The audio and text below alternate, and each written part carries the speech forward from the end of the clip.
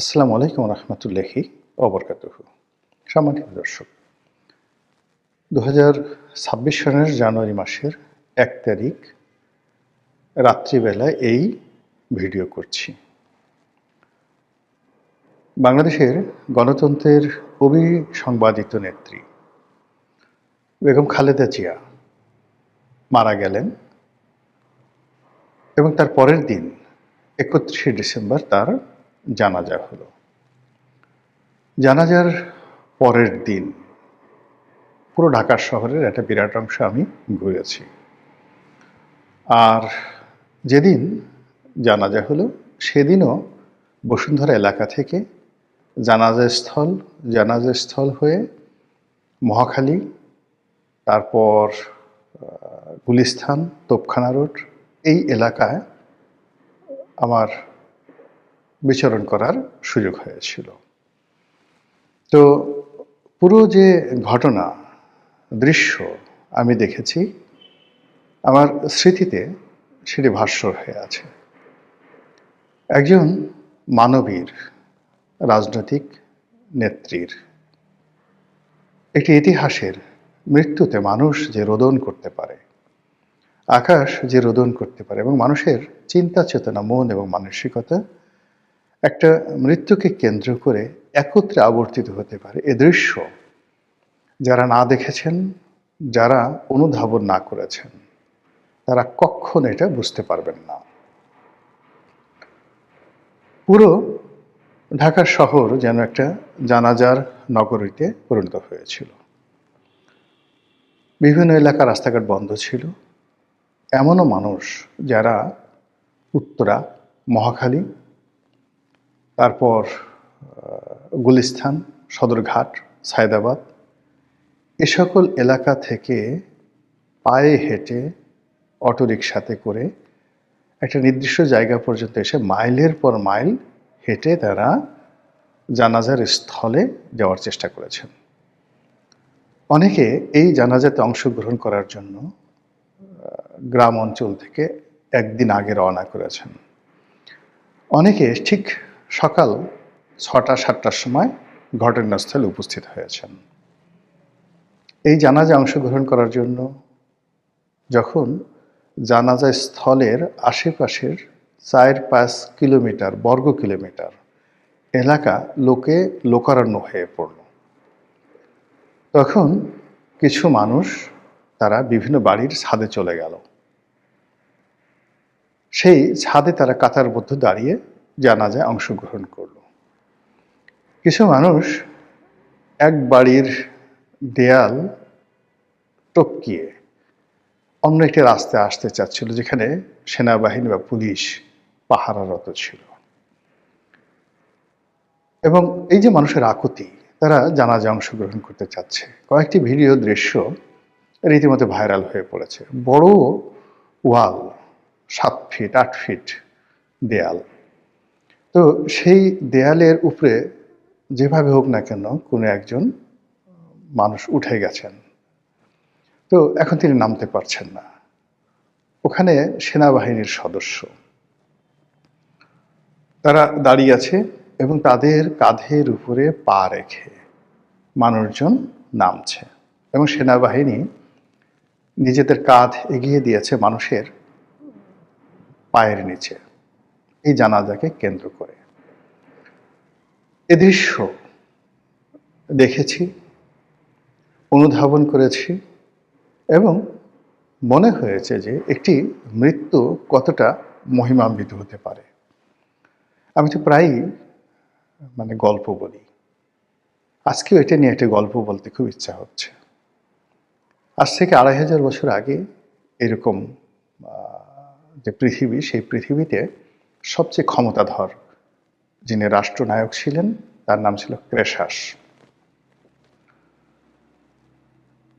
তো সেই ক্রেশাসের জমানাতে পৃথিবীর সবচেয়ে জ্ঞানী ব্যক্তির নাম ছিল সোলন, মহামতি সোলন। সোলন আজকের যে গ্রিসের অধিবাসী ছিলেন, আর ক্রেশাস লিডিয়া রাজ্যের অধিপতি ছিলেন। তুরস্কের এই অঞ্চলে তার রাজধানী ছিল। তুরস্ক, রাশিয়া, ইরান থেকে শুরু করে সাইরেনিয়া, সাইপ্রাস, মধ্যপ্রাচ্য পুরো অঞ্চলে রাজা ছিলেন তিনি, সম্রাট। তো সোলনকে বলা হয় পৃথিবীর প্রথম সংবিধান প্রণেতা। তিনি এই লিডিয়া রাজ্যে গেলেন। তো তার কাছে রাজা জিজ্ঞাসা করলেন যে, আপনি তো পৃথিবীর বহু দেশ ভ্রমণ করেছেন, আপনার মতো জ্ঞানী লোক আর নেই। তা আপনার দৃষ্টিতে পৃথিবীর সবচেয়ে যাকে বলা হয় সুখী মানুষটি কে? তো সোলন বললেন একজনের নাম, রাজা যাকে বলা হয় মনে করেছিলেন তার নাম বলবে। তারপরে জিজ্ঞেস করলেন দ্বিতীয় ব্যক্তিকে, তাও আরেকজনের নাম বললেন। তৃতীয় ব্যক্তিকে, তাও আরেকজনের নাম বললেন। রাজা খুব রাগ হয়ে গেলেন যে, আমাকে দেখে কি আপনার খুব অসুখী মনে হয়? আমার পরিবার 200 বছর যাবৎ রাজত্ব করছে, আমি 20 বছর যাবৎ ক্ষমতায় আছি। পৃথিবীর সবচেয়ে বড় সাম্রাজ্য আমার অধীন, আমার রাজকোষ পরিপূর্ণ। তো আমাকে আপনি কেন সুখী মনে করছেন না? তখন সোলন বললেন যে, মহামতি সম্রাট, আমি যে 3 জন ব্যক্তির নাম বলেছি তারা সবাই মৃত। একজন মানুষ মারা না যাওয়া পর্যন্ত বলা যাচ্ছে না যে সে সুখী না অসুখী। এর কারণ হলো জীবন সায়াহ্নে এমন ঘটনা ঘটে যে ঘটনার কারণে তার সারা জীবনের সুখ নষ্ট হয়ে তাকে পৃথিবীর অসুখী মানুষ হিসেবে কবরে পাঠিয়ে দেয়। আবার সারা জীবন একটি মানুষ যে কষ্ট করে, জীবনের শেষ পর্যায়ে সে এমন কিছু ঘটনা ঘটে যার ফলে সে পৃথিবীর সবচেয়ে সুখী মানুষ হিসেবে হাসতে হাসতে পরলোকে চলে যায়। এবং এই কথা, এই কাহিনী লিখে গেছেন ইতিহাসের জনক হিরোডোটাস তার বইতে। তো সেই দিক থেকে অর্থাৎ সোলনের থিওরি যদি আপনি চিন্তা করেন, তাহলে বেগম জিয়াকে আপনি বলতে পারেন the happiest man in the Asia subcontinent, not only Asian subcontinent, in the history of world politics since last 100 years. গত 100 বছরে পৃথিবীর কোনো রাজা, মহারাজা, সম্রাট, রাজনীতিবিদের মৃত্যু এতটা সম্মানের, এতটা মর্যাদার হয়নি, দেখাতে পারবেন না। তিনি খুব কষ্ট পেয়েছেন, তার উপর জুলুম হয়েছে, অত্যাচার হয়েছে, নির্যাতন হয়েছে। সবাই তার প্রতি সহানুভূতিশীল ছিলেন। কিন্তু গত 17টি মাস ধরে প্রকৃতি তার সকল নেয়ামত বেগম জিয়ার একদম পায়ের কাছে ঢেলে দিয়েছেন।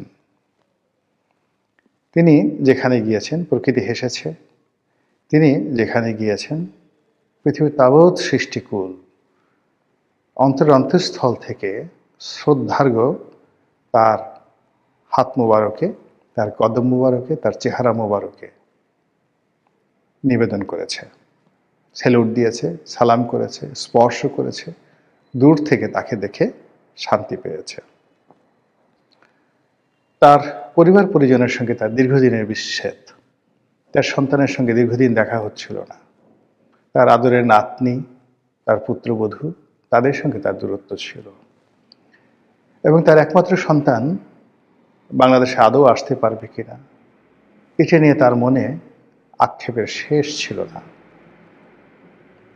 তো তিনি যখন এই যে পট পরিবর্তন হলো গত 17 মাসে, তিনি প্রথম বিদেশে যাওয়ার সুযোগ পেলেন। তার পরিবারের লোকজনের সঙ্গে ইংল্যান্ডে মোলাকাত করলেন।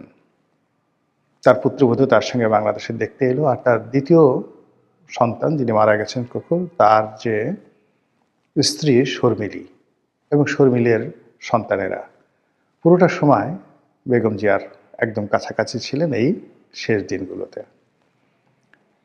একেবারে তিনি যখন হাসপাতালে মৃত্যু সজ্জায়, তার আগে 25 তারিখে তার প্রাণপ্রিয় সন্তান বাংলাদেশে এলো এবং মায়ের লাশ নিজের কাঁধে বহন করে সেই লাশ সমাধিস্থলে কবরের মধ্যে একমাত্র জীবিত পুত্র সে স্থাপন করল। তারপর জানাজাতে অংশগ্রহণ করলো, মায়ের জন্য দোয়া করলো। বিশ্বাস করেন, একজন প্রয়াত রাজনীতিবিদের জন্য এর চাইতে বড় সম্মান, বড় স্বীকৃতি, বড় মর্যাদা আর হতে পারে না। এটা বেগম জিয়ার ক্ষেত্রে এবং বিএনপির ক্ষেত্রে, বাংলাদেশের রাজনীতির ক্ষেত্রে, সকলের ক্ষেত্রে একটা রীতিমতো মাইলস্টোন হয়ে আছে। এবং এই যে বেগম জিয়ার মৃত্যু, এই বেগম জিয়ার মৃত্যু আমাদের দেশের রাজনীতিকে আগামী দিনে গৌরবোজ্জ্বল করবে।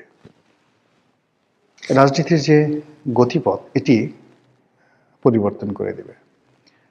আমাদের রাজনীতিতে অতীতে যারা বড় বড় নেতা ইন্তেকাল করেছেন, বঙ্গবন্ধুর মর্মান্তিক মৃত্যু, শহীদ প্রেসিডেন্ট জিয়াউর রহমানের মর্মান্তিক মৃত্যু, তারপর এরশাদ সাহেবের মর্মান্তিক এবং অবমাননাকর মৃত্যু, এর পাশাপাশি অন্যান্য যারা রাজনীতিবিদরা ইন্তেকাল করেছেন, ঠিক বেগম জিয়ার মতো এইভাবে মানুষের ভালোবাসা, মানুষের শ্রদ্ধার্ঘ্য তাদের নসিবে জোটেনি।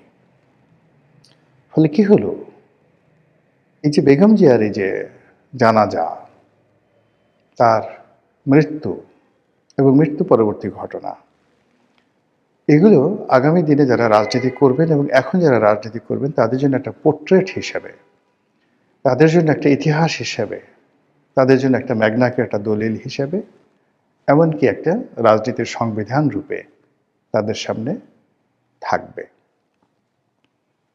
তাদের মনে হবে যে আমাদেরও বেগম জিয়ার মতো এভাবে কাজ করতে হবে, আপোষহীন হতে হবে, অন্যের ব্যাপারে মন্দ চিন্তা করা যাবে না, সারাক্ষণ শুধু টাকা পয়সা লুটপাট, চুরিচামারি, ধান্দাবাজি এসব করা যাবে না,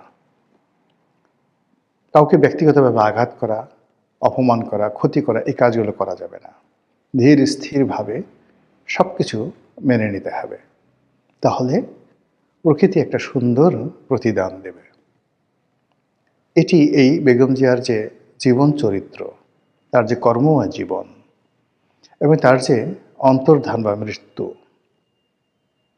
তার যে চিরবিদায় এবং চিরবিদায়ের যে আনুষ্ঠানিকতা জানাজার মাধ্যমে হলো, জানাজার মাধ্যমে যে আকুতি এবং দোয়া হলো, যা কিনা আজকের দিন পর্যন্ত আমি যে ভিডিওটি করছি পুরো দেশকে শোকাচ্ছন্ন করে রেখেছে, সেটি আগামী রাজনীতির জন্য একটি মাইল ফলক হতে পারে যদি রাজনীতিবিদরা সেটি অনুসরণ করতে চান।